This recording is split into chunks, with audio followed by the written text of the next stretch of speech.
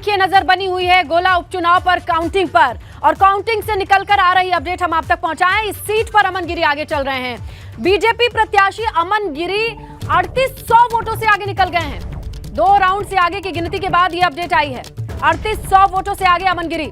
सपा प्रत्याशी विनय तिवारी पीछे चल रहे हैं और काफी पीछे चल रहे हैं। तीसरे राउंड की गिनती के बाद अमन गिरी आगे और शुरुआत से ही आगे चल रहे हैं। पहले 2 राउंड की काउंटिंग के बाद 1500 और तीसरे राउंड के बाद यह अपडेट आ चुका है। 3800 वोटों से आगे हैं अमन गिरी। गोला उपचुनाव सीट पर काउंटिंग लगातार आगे बढ़ती हुई। कुल 32 राउंड में काउंटिंग होनी है। शुरुआती 3 राउंड की काउंटिंग के बाद जो जानकारी आ रही है वो ये है, 3800 वोटों से आगे चल रहा है अमन गिरी।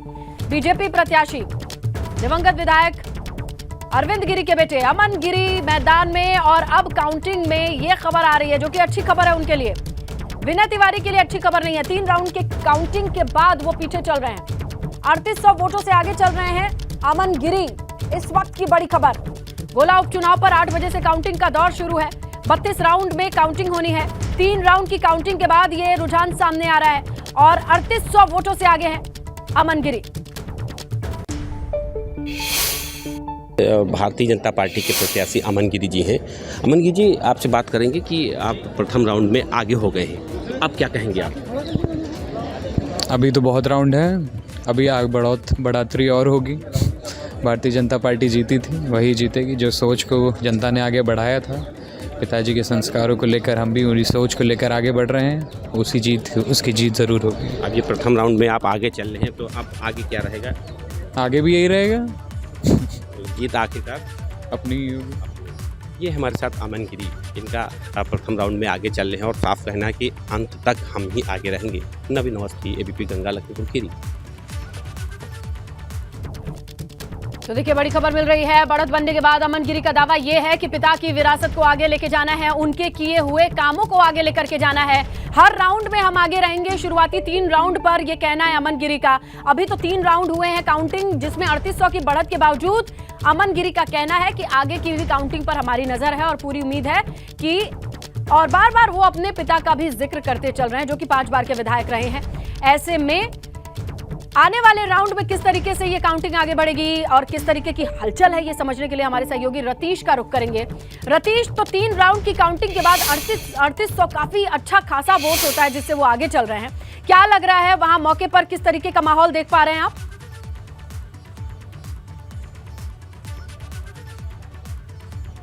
बिल्कुल, देखिए 3 राउंड की काउंटिंग हो चुकी है। अब से कुछ देर पहले जो जिलाधिकारी हैं एमबी सिंह, उनसे हमारी बात हुई थी। पहले राउंड की अगर बात की जाए तो पहले राउंड में दूसरे राउंड में 3000 वोट से आगे थे और तीसरे राउंड के बाद 3800 वोट से वो अपने प्रतिद्वंदी समाजवादी पार्टी के विनय तिवारी से आगे हो गए। आपको तस्वीरें दिखाएं, अभी हम कुछ देर पहले अंदर भी गए थे। काउंटिंग प्रक्रिया चल रही है, बिना व्यवधान के चल रही है।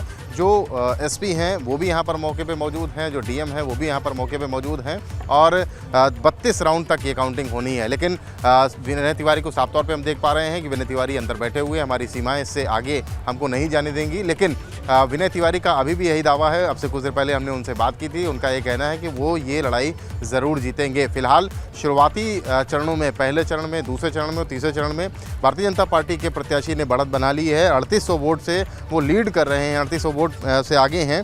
लेकिन जो विनय तिवारी हैं समाजवादी पार्टी के प्रत्याशी, उनका साफ तौर पे कहना है कि उनकी ही जीत यहाँ पे होगी। वो उम्मीद नहीं हार रहे हैं। लेकिन बड़ी ही दिलचस्प लड़ाई है गोला गोकर्णनाथ की। सभी अधिकारी मौके पे मौजूद हैं। बिना किसी व्यवधान के काउंटिंग शुरू हो गई है। जो बैलेट पोस्टल बैलेट थे वो यहाँ पर 0 रहे। ETPBS भी 0 थे। सीधे ईवीएम से ईवीएम की काउंटिंग शुरू हुई है और 14 टेबल लगाई गई हैं। 32 राउंड होने हैं, 3 राउंड पूरे हो चुके हैं, चौथे राउंड की काउंटिंग शुरू हो चुकी है। काफ़ी तेज़ी से कहा जा सकता है कि काउंटिंग हो रही है। प्रत्याशियों के अपने अपने दावे हैं, लेकिन भारतीय जनता पार्टी के प्रत्याशी अमन गिरी ने समाजवादी पार्टी के प्रत्याशी विनय तिवारी पर लीड जरूर बना ली है। वो भी 3 राउंड के बाद 3800 वोटों की लीड है। जी रतीश, अब ये देखना होगा कि ये किस तरीके से काउंटिंग आगे बढ़ती है, और काउंटिंग आगे बढ़ने के साथ साथ क्या तस्वीर बदलती है या फिर यही तस्वीर कायम रहेगी जो कि गोला की सीट पर जनता ने ईवीएम का बटन दबा करके जो भी निर्धारित किया है। कितना और वक्त लग जाएगा वैसे रतीश पूरी काउंटिंग खत्म होने में? अभी तक 3 राउंड की काउंटिंग से ऐसा लगता है कि जल्दी नतीजे आएंगे।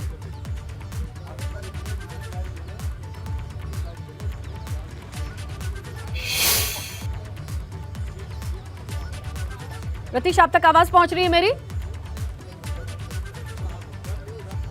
तो हमारे सहयोगी रतीश ग्राउंड पर हैं और ये बता रहे हैं कि तेजी से काउंटिंग का काम चल रहा है, शांति व्यवस्था तमाम चीजें दुरुस्त हैं।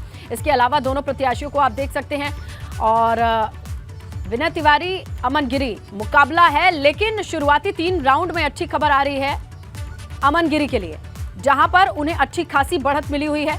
लेकिन वो कहते हैं कि अभी उनकी निगाहें और भी राउंड्स पर है, क्योंकि कुल 32 राउंड में काउंटिंग हो रही है।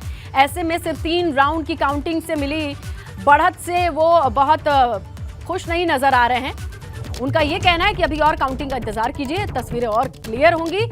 3800 वोट काफी होते हैं, फिलहाल तो आगे चल रहे हैं, लेकिन काउंटिंग भी तेजी से आगे चल रही है। और आगे चलती हुई काउंटिंग किसे आगे लेकर के जाएगी, गोला की जनता ने किस पर विश्वास जताया है और इस सीट का कौन विजेता घोषित होगा, विजय तिलक किसके माथे पर होगा, ये स्पष्ट हो जाएगा। थोड़ी और इंतजार की जरूरत है, क्योंकि 3 राउंड में तस्वीरें पक्ष में दिखाई दे रही है अमन गिरी के। आने वाले 32 राउंड में से 3 राउंड तो जा चुके हैं, बाकी कितने और राउंड होंगे जिससे ये क्लियर हो जाएगा कि हाँ, अब विजयश्री किसके पाले में है।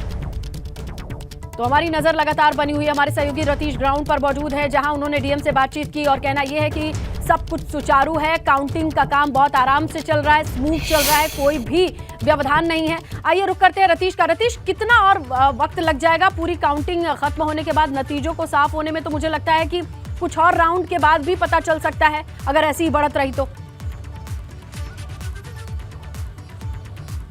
देखिए, शुरुआती तौर पर देखा जाए तो राउंड्स काफ़ी तेज़ी से क्लियर किए जा रहे हैं।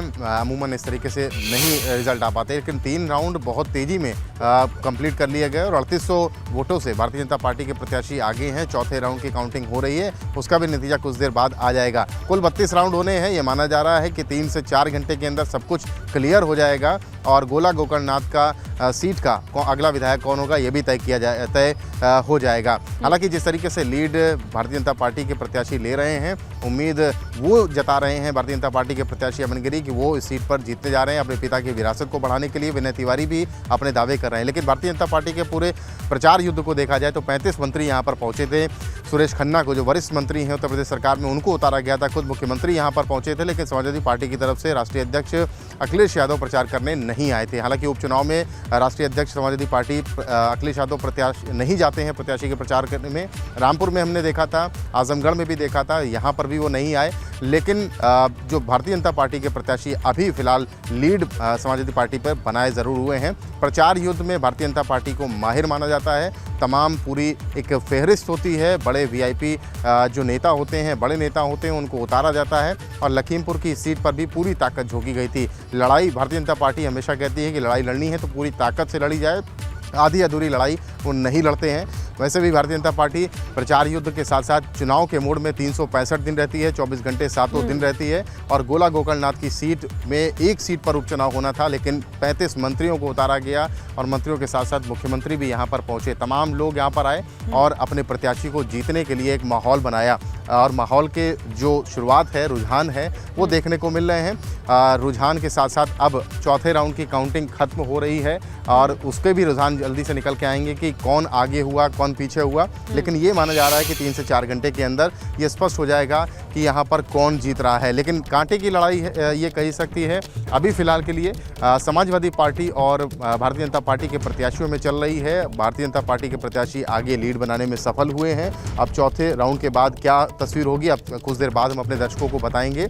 लेकिन शुरुआती तौर पर भारतीय जनता पार्टी के प्रत्याशी ने सपा पर लीड जरूर बना ली है। सतीश, ये तो देखा जा रहा है कि शुरुआत तो अच्छी है, आगाज अच्छी है अमन गिरी के लिए, बीजेपी के लिए, लेकिन आने वाले वक्त में जो राउंड्स हैं वो भी काफी हैं। सिर्फ 3 राउंड ही हुए हैं, आने वाले राउंड का इंतजार करना ही होगा। लेकिन अगर ऐसी ही बढ़त रही तो शायद ये कहा जा सकता है कि मामला एक तरफा भी हो सकता है, कुछ भी हो सकता है। गोला की जनता ने जैसे ईवीएम का बटन दबाया होगा, उसी हिसाब से नतीजे आने शुरू होंगे, रुझान शुरू होंगे। अच्छा, ये वहां पे लोगों के बीच में किस तरीके का माहौल है और वहां पे समर्थकों से बात की होगी, आपने दोनों तरफ के समर्थकों को देखा होगा, क्या कुछ नरम गरम आपने महसूस किया?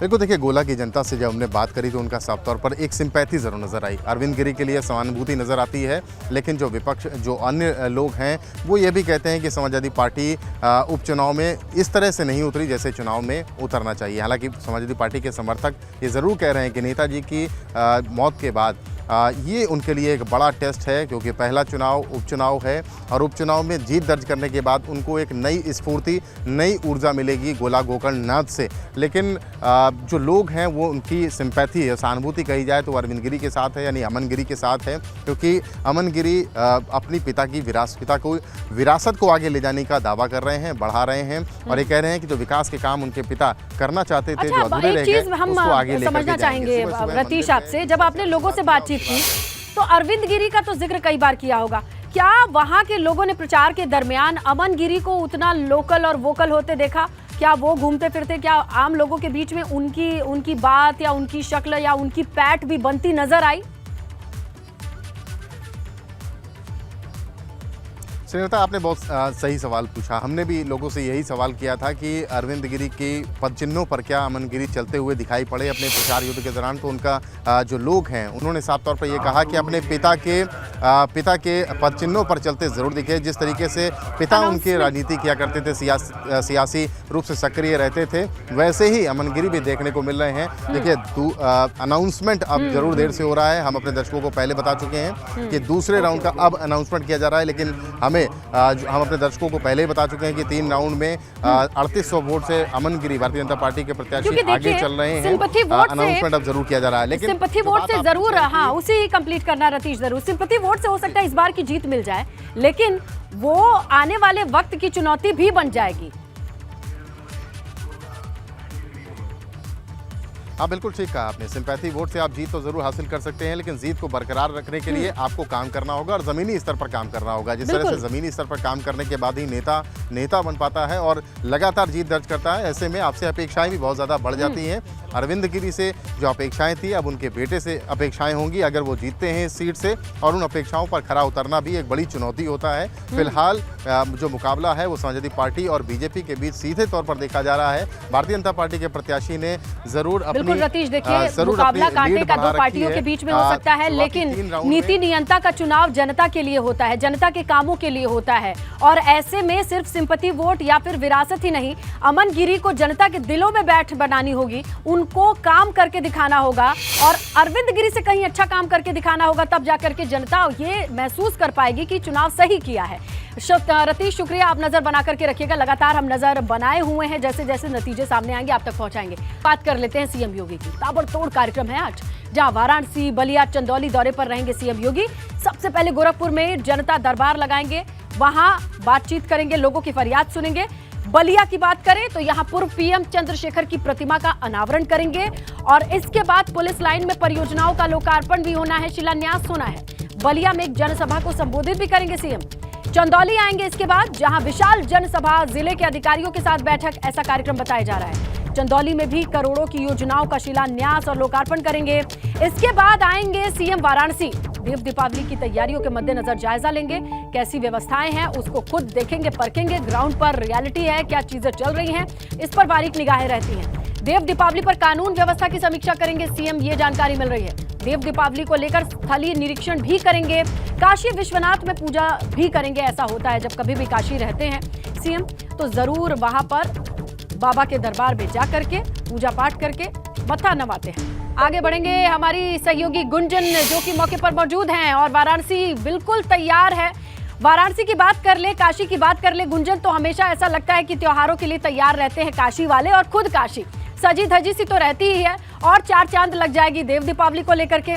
क्या कुछ देख पा रही हैं आप?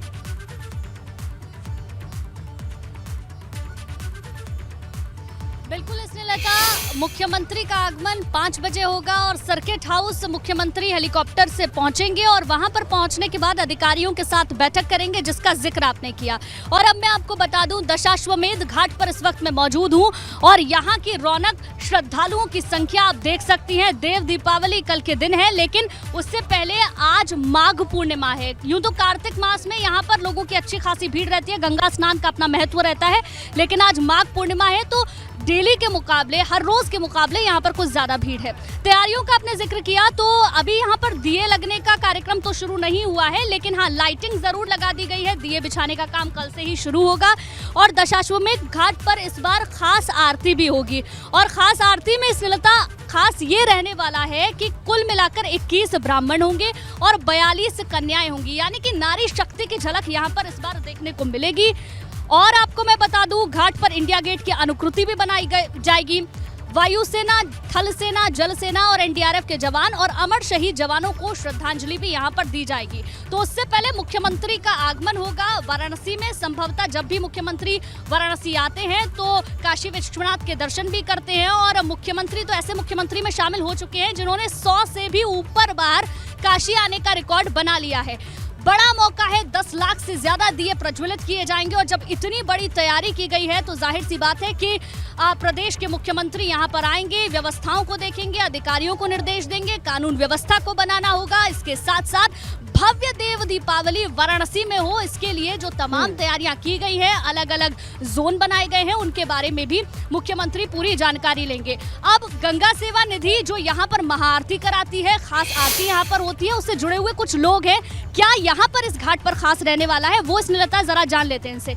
दशाश्वमेध घाट पर इस बार क्या खास रहेगा देव दीपावली के मौके पर?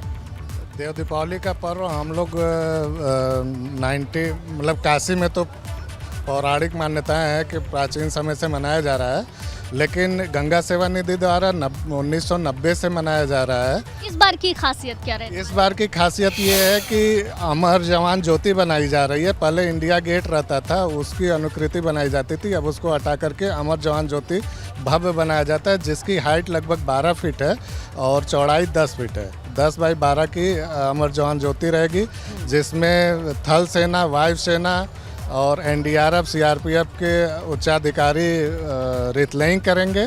उसके बाद अतिथियों द्वारा गंगा पूजन किया जाएगा।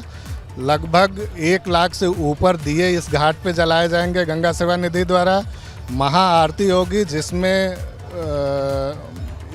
21 ब्राह्मण रहते हैं। साल भर में एक बार ही महाआरती होती है, वो भी कार्तिक पूर्णिमा वाले दिन। तो उसके साथ साथ रिद्धि सिद्धि के रूप में 42 कन्याएं रहेंगी।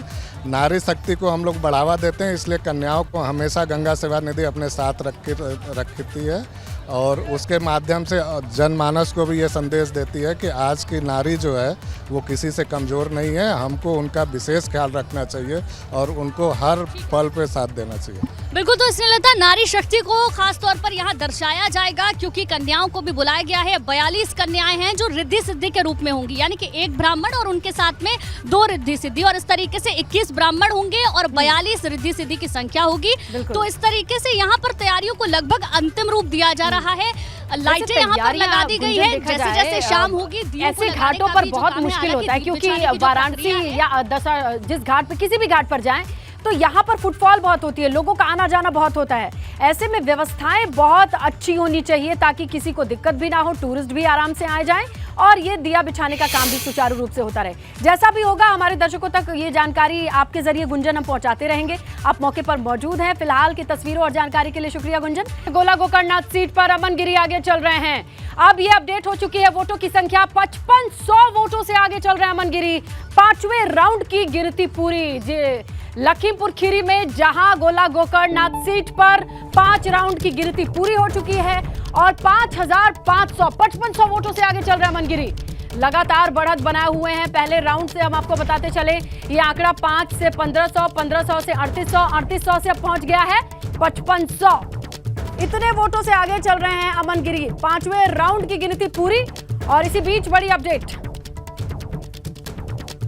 गोला गोकर्णनाथ सीट पर काउंटिंग तेजी से आगे बढ़ती हुई और हर राउंड के साथ जो अपडेट आ रही है वो बीजेपी के पक्ष में दिखाई दे रही है, अमन गिरी के पक्ष में दिखाई दे रही है। क्योंकि आपको बताएं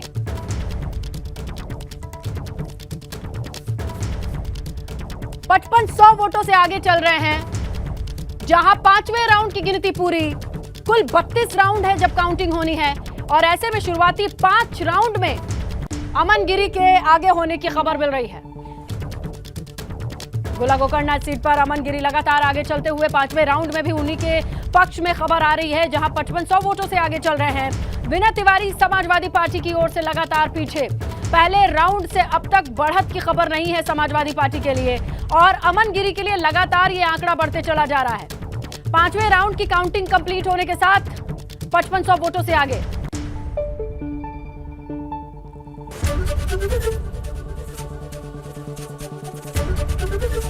एबीपी गंगा, खबर आपकी, जुबान आपकी।